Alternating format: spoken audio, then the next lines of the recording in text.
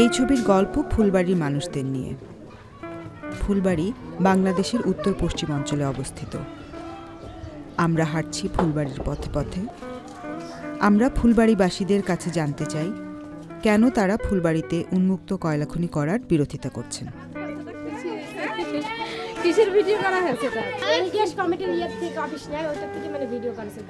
কিন্তু ফুলবাড়িবাসীরা বহিরাগতদের চট করে বিশ্বাস করে না। আমাদের নানা প্রশ্ন জিজ্ঞেস করে তারা। আমরা কি খনির পক্ষের লোক? আমরা কি ফুলবাড়ির মানুষদের উচ্ছেদ করার ষড়যন্ত্রের সাথে সম্পৃক্ত?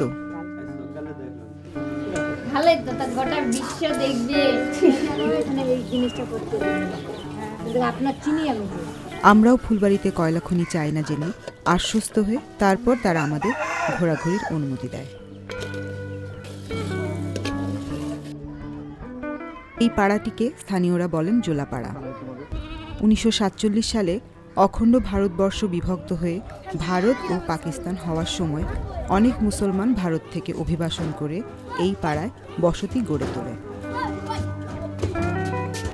প্রথমে যাচ্ছি ফুলি ভাবির বাড়ি। ছোট বউ হিসেবে তিনি যখন এই বাড়িতে আসেন তখন এই বাড়িটি ছিল ভাঙাচোরা এক ছাপড়া। এমনকি আমাদেরকে উঠেও দিতে পারতো ওনাদেরকে পাওয়ার দিলে। তা আমরা সবাই একজোট হয়ে মিছিলে বার হলাম, আন্দোলন করলাম। দেখা যাচ্ছে আমাদের বাড়িঘর করা হয়েছে, গাছগাছলা লাগা হয়েছে, জিনিসপাতি আছে। এই ভিটে বাড়ি ছাড়ে অন্য কোথাও যাব, এইভাবে থাকতে পারবো কি না পারবো। স্বামীর হাত ধরে প্রায় 25 বছর আগে তিনি ফুলবাড়িতে এসে সংসার গড়া শুরু করেন। শ্বশুর শাশুড়ি মারা যাবার পর এখন এই পুরো বাড়ি খোলা জায়গা ফুলিদের। এখানে যে শান্তিটা পাচ্ছি, আমাদের সমাজে আমরা বার হতে পারতেছি, ছেলে মেয়ে মানুষ করতে পারতেছি, দোকানপাট কাছে, বাজার হাট কাছে। এগুলো যদি দূরে হয়ে যায় তাহলে আমরা কেমন করে চলবো? বললাম না যে মৃত্যুর আগ পর্যন্ত এটাই মুখে আসবে। যদি বলেন যে আরো আন্দোলন করতে হবে, আরো করব, সমস্যা কি? যত কিছু করুক এসি এনার্জি, আমরা ভিটে বাড়ি ছাড়বো না। ফুলির স্বামী একসময় ছিলেন রাজমিস্ত্রি, এখন তিনি ঠিকাদার। 10 জন সদস্যের এই পরিবার মূলত চলে তার একার রোজগারে। গরিব তারা, কিন্তু অনাহারে থাকেন না।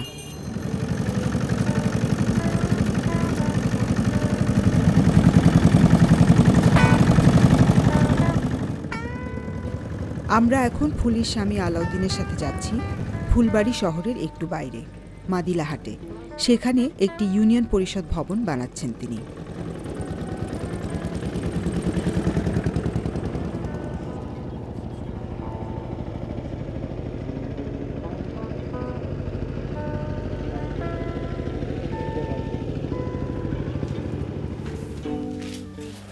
ওখানে গ্রিজ দিতে হবে, গ্রিজ দিলে চল।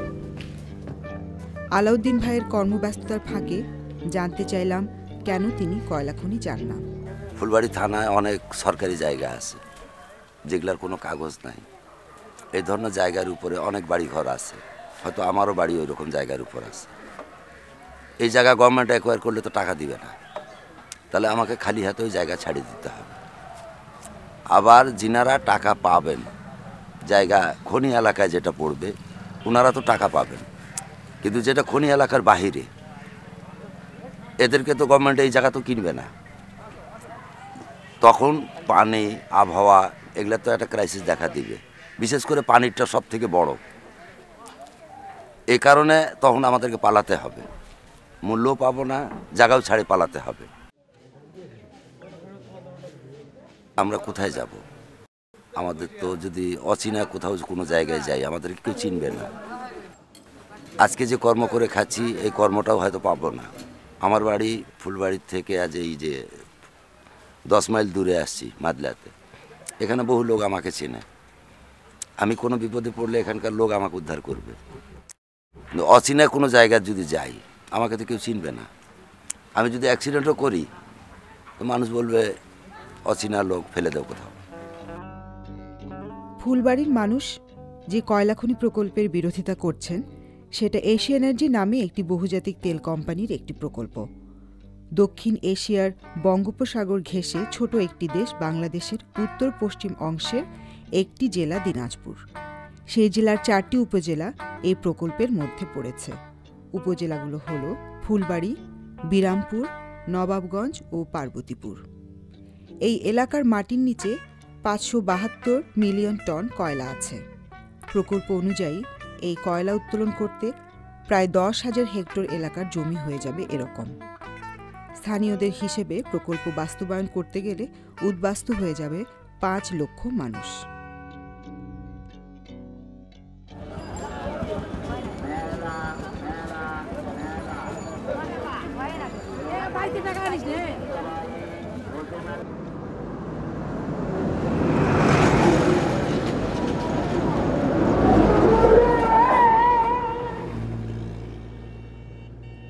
ফুলবাড়ি শহরের রাস্তায় ঘুরতে ঘুরতে আমাদের দেখা হয় জুয়েল ভাইয়ের সাথে। 2005 থেকে সংগঠিত ফুলবাড়ি খনি বিরোধী আন্দোলনের সাথে আছেন তিনি।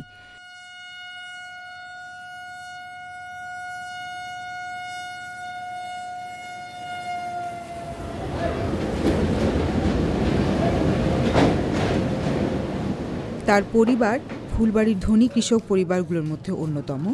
তিনি ব্যাখ্যা করছেন কেন ফুলবাড়িতে খনি বিরোধী আন্দোলনে ধনী গরিব নির্বিশেষে মানুষজন ঐক্যবদ্ধ হয়েছে। বাংলাদেশে এরকম কোথাও জায়গা নেই যেখানে আমাদেরকে পুনরায় আবার স্থাপিত করতে পারবে। কারণ আমরা জমির বিনিময়ে তো জমি পাবো না, আমরা জমির বিনিময়ে টাকা পাবো, কিন্তু টাকা তো একটি অস্থায়ী সম্পদ। আর আমার জমি, আমার বাড়ি, আমার ঘর, আমার পুকুর, আমার যে এখানকার কৃষ্টি কালচার, আমার যে সভ্যতা, আমাদের এখানকার যে ভ্রাতৃত্ব, এখানকার যে সহমর্মিতা, সেটি তো আমরা অন্য জায়গায় যেয়ে তৈরি করতে পারবো না। অথবা আমাদের হারাবার ভয়টি বেশি। এই হারাবার ভয়ের কারণেই আমরা এখানে ঐক্যবদ্ধ, যে কোনো মূল্যেই হোক আমরা আমাদের ঐক্য গড়ে তুলে আমরা আমাদের অবস্থানেই বেঁচে থাকব। আর মরতে যদি হয় তাহলে আমরা আমাদের অবস্থানেই মরব।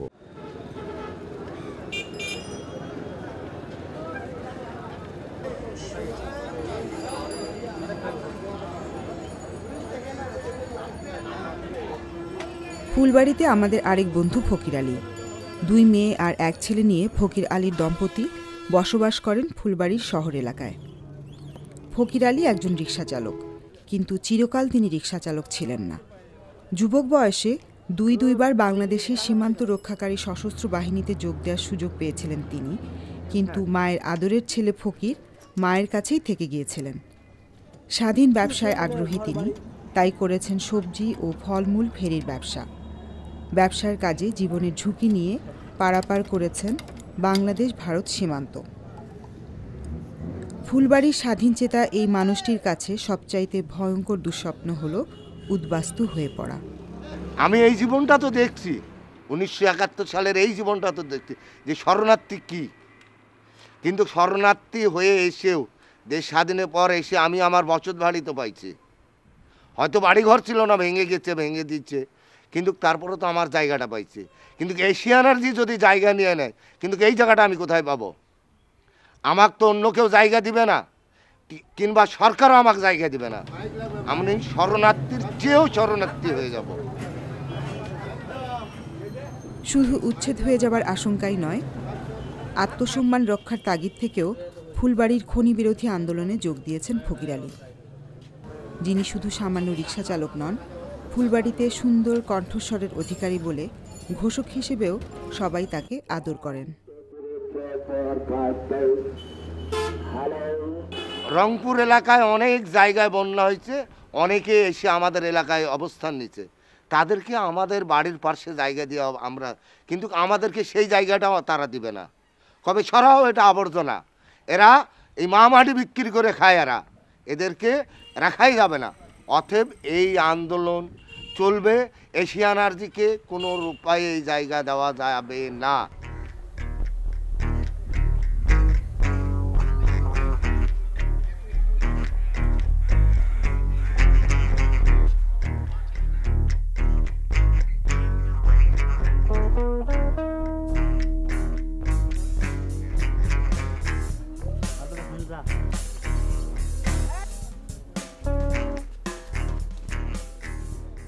বাংলা নামের ছোট্ট এই ভূখণ্ডের মানুষদের অহরহই উচ্ছেদের মুখোমুখি হতে হয়। দারিদ্রতার কারণে উদ্বাস্তু হওয়ার ঘটনা ঘটে হরহামেশা। পাশাপাশি মানুষের স্মৃতিতে আছে 1947 সালে দেশভাগের কথা, 1971 সালে পাকিস্তানি সেনাবাহিনীর গণহত্যার কথা। ফুলবাড়িতে কয়লা খনি করতে না দেবার পিছনে সেই স্মৃতিগুলোও স্মরণ করেন ফুলবাড়িবাসীরা। আমি তো 71-এর যুদ্ধও দেখেছি, তখন মা বোনদের কোনো ইজ্জতের মূল্য ছিল না। এখন এই কয়লা খনি মানে 71-এর যুদ্ধ একই ইতিহাস হবে। কেউ দেখা যাবে যে আমি তো গরিব মানুষ, আমার ঘরে লাখ টাকা নাই, তা আমার যখন এই সম্পদ সরকার নেবে তখন তো আমাকে লাখ লাখ টাকা দিবে, এই টাকাটা আমি কোথায় রাখবো? তখন হয় স্বামী হারাবো বা সন্তান হারাবো, একটা না একটা হবে।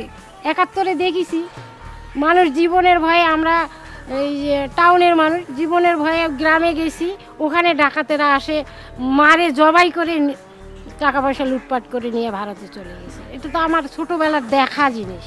তা আমি এখন বড় হয়েছি, আরও বুঝতে শিখছি, এখনকার সেই কাজে প্রশ্রয় দেবো আমরা।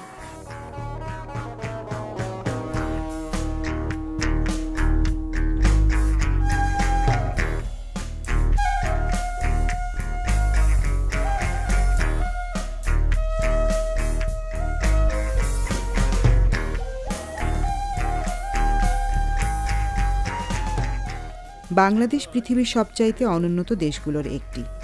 200 বছরের ব্রিটিশ ও 23 বছরের পাকিস্তানি ঔপনিবেশিক শাসন ব্যবস্থা বাংলাদেশের অর্থনীতিকে নানাভাবে প্রভাবিত করলেও কৃষি এখানকার অর্থনীতিতে বরাবর গুরুত্বপূর্ণ অবস্থানেই থেকেছে।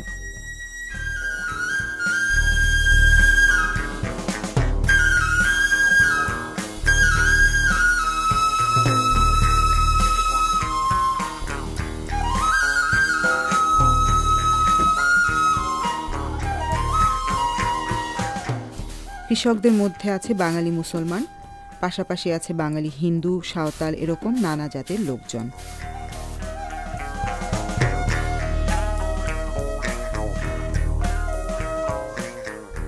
এখন আমরা এসেছি পূর্ব চকমথুরার খেজুর পাড়ায়।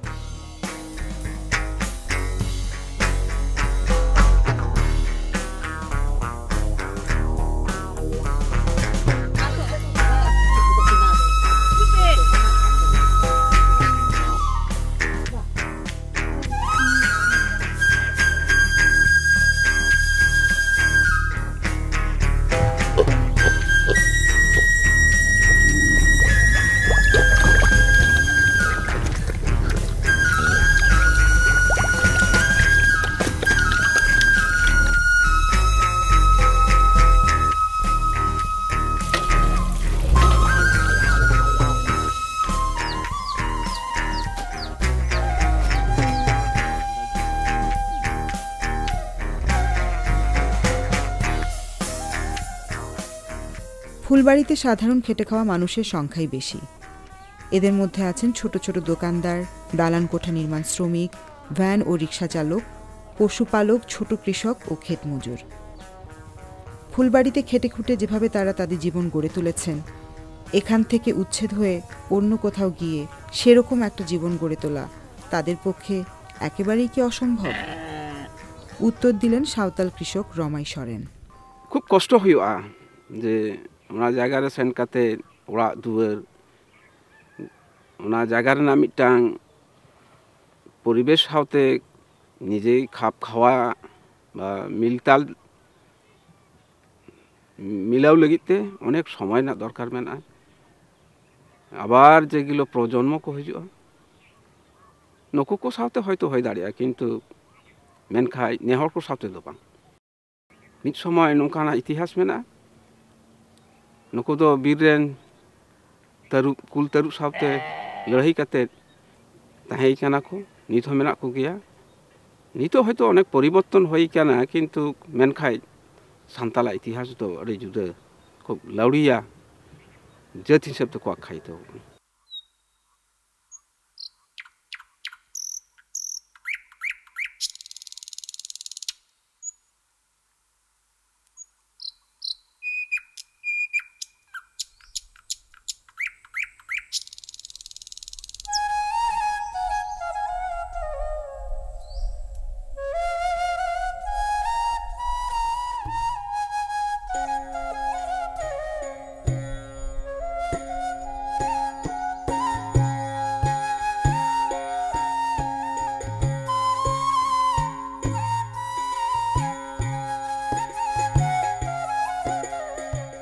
আগেই বলেছি, কৃষি বাংলায় বরাবরই গুরুত্বপূর্ণ ছিল।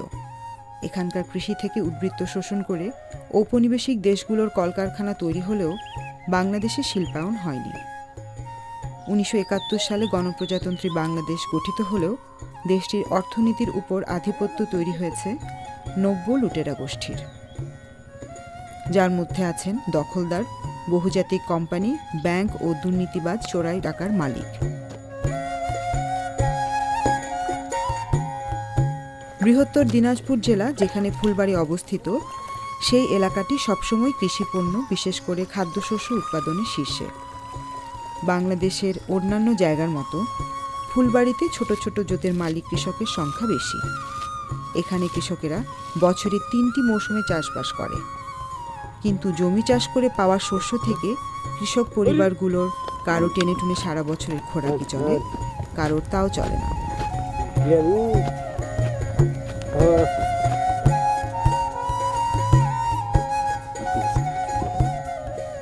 কিন্তু টাকার অঙ্কে তার পরিমাণ কম নয়। 2004-05 সালে একটি জরিপ থেকে দেখা যায় যে ফুলবাড়ির কৃষকরা এক বছরে প্রায় 3 কোটি মার্কিন ডলার মূল্যের কৃষি পণ্য উৎপাদন করে, আর গবাদি পশু, হাঁস মুরগি ও মৎস্য সম্পদ থেকে তাদের আয় হয় প্রায় 4 কোটি মার্কিন ডলার।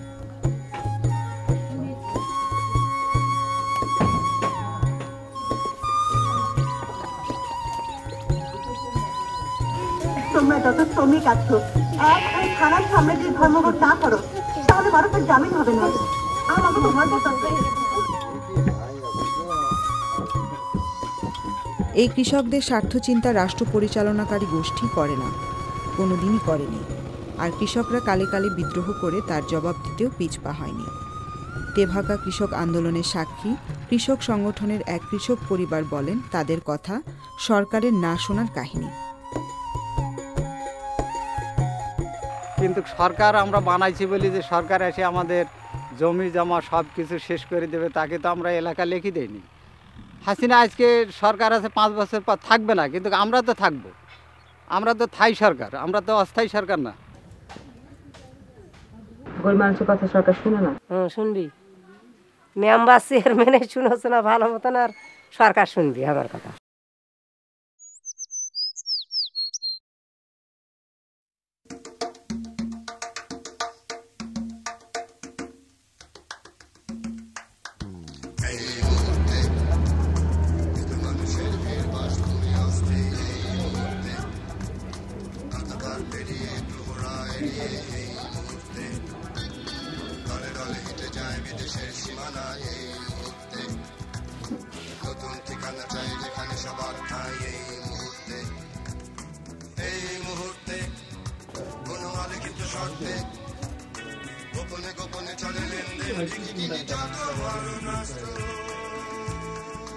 কয়লা খনি হতে চলেছে, এটা হইলে পানি থাকবে না, প্রাকৃতিক নানা রকম বিপর্যয় ঘটবে। এগুলো থেকে সামগ্রিকভাবে যদি বিচার করা যায়, এটা শুধু ফুলবাড়ির ব্যাপার, ফুলবাড়ি না, ফুলবাড়ি এখন শুধু ফুলবাড়ি নয়, এটা এখন সারা বাংলাদেশ। দিন শেষে ফুলবাড়ি শহরে আমরা আবার ফিরে আসি। উকিদি তরুণদের আড্ডা আর চাখানায়, রাজনৈতিক কর্মীদের দপ্তরে, গানের শিল্পীদের মজলিসে, সব জায়গাতেই এক রব, আমরা কয়লা খনি চাই না।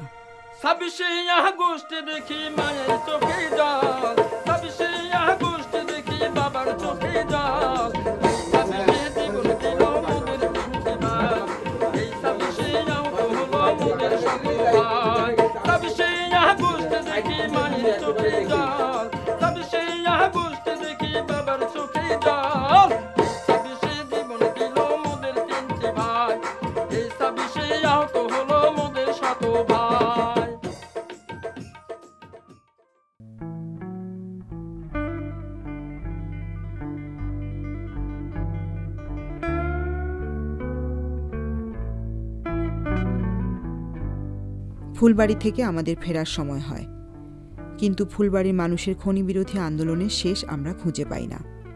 বরং দেখি ফুলবাড়ির কাছে বড়পুকুরিয়া নামে আরেকটি এলাকায় উন্মুক্ত কয়লা খনি হবে আশঙ্কায় ফুলবাড়ির অধিবাসীরা ছুটে গেছেন সেখানে।